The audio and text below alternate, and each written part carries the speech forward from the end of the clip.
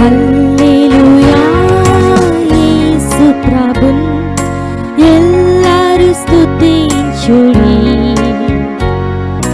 వల్లభుని చర్యలను తిలకించి స్తుతించుడి. Praise the Lord. దేవునికి స్తోత్రము కలుగునుగాక. ప్రభు అయిన యేసుక్రీస్తు వారు మరొక నూతన దినాన్ని మనకు ప్రసాదించినందుకు దేవునికి కృతజ్ఞులమై ఆయన్ని స్తోత్రించబద్దులమై ఉన్నాం.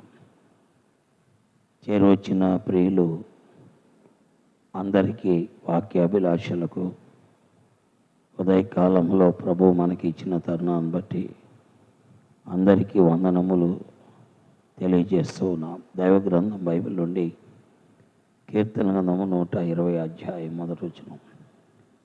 నా శ్రమలో నేను యెహోవాకు మొరపెట్టిదని ఆయన నాకు ఉత్తరం.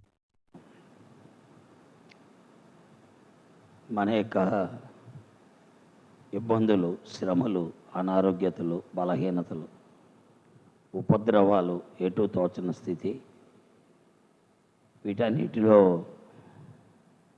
దేవుని ఎరిగిన వారు, దేవునితో సంబంధము కలిగిన వారు, దేవుని యొద్దకు వచ్చిన వారు చేయాల్సిన పని ఏంటంటే ప్రభువు పైన ఆధారపడుట. దేవునికి మనం మొరపెట్టాలి. దేవుని వాక్యంలో మనం చూస్తున్న భక్తుడు తన శ్రమలో యెహోవాకు మొరపెట్టాడు. ఆయన అతనికి ఉత్తరం ఇచ్చాడు. ఆయన ఒక్కరికే ఇస్తాడా? లేదు. 145 అధ్యాయం 18వ వచనంలో తనకు మొరపెట్టు వారందరికీ, తనకు నిజముగా మొరపెట్టు వారందరికీ ఆయన సమీపంగా ఉంటాడు. కాబట్టి మన యొక్క సమస్యను ఆయనకి తెలియచేయాలి. యేసుక్రీస్తు ప్రభువారు సమస్యల పరిష్కారకుడు. ఏ సమస్యనైనా పరిష్కరించగలిగిన సమర్థుడు.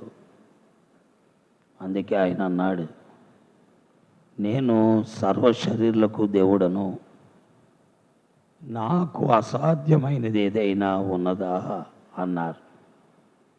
అది ఇర్మియా 32:27లో చూస్తాం.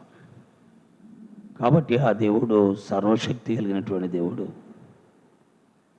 ఆయనకు అసాధ్యమైంది ఏదీ లేదు. కాబట్టి మన ప్రతి సమస్య, అది వ్యక్తిగతమైనది కానీ, కుటుంబపరమైనది కానీ, బిడ్డల పరమైనది కానీ, ఉద్యోగపరమైనది కానీ, భవిష్యత్తు పరమైనది కానీ, ప్రతిదీ కూడా ఆయనకి మనము చెప్పాలి. అన్నిటికీ సొల్యూషను ప్రభువైన యేసుక్రీస్తు వారే. అన్ని సమస్యలకు పరిష్కారం ప్రభువైన యేసుక్రీస్తు వారు. కాబట్టి నమ్ముదాం, విశ్వసిద్దాం, ఆ దేవుని యొద్దకు వెళదాం. ఆయన మన దుఃఖమును సంతోషంగా మార్చేవాడు, మన కన్నీటిని తుడిచేటువంటి వాడు.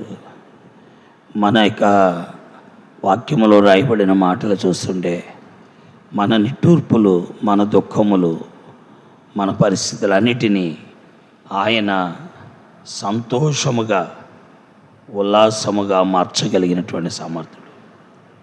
కాబట్టి ఆయన పాదముల యొద్దకు వెళ్ళి ఆయనకు మన మనవలు చెప్పుకుందాం, తద్వారా విడుదల పొందుదాం.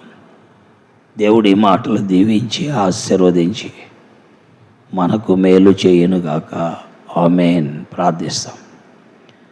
పరిశుద్ధుడైన తండ్రి, ప్రేమ కలిగిన మా ప్రియమైన ప్రభువా, జీవము కలిగినటువంటి మా దేవా, జీవాధిపతి, నిన్న నేడు నిరంతరం ఒక్కటే రీతిగా ఉన్నటువంటి మా ప్రభువా, నీ ఘనమైన, ఉన్నతమైన, శ్రేష్టమైన నామాన్ని బట్టి వందనములు, స్తుతులు, స్తోత్రాలు, కృతజ్ఞతాస్తుతులు చెల్లిస్తున్నాం.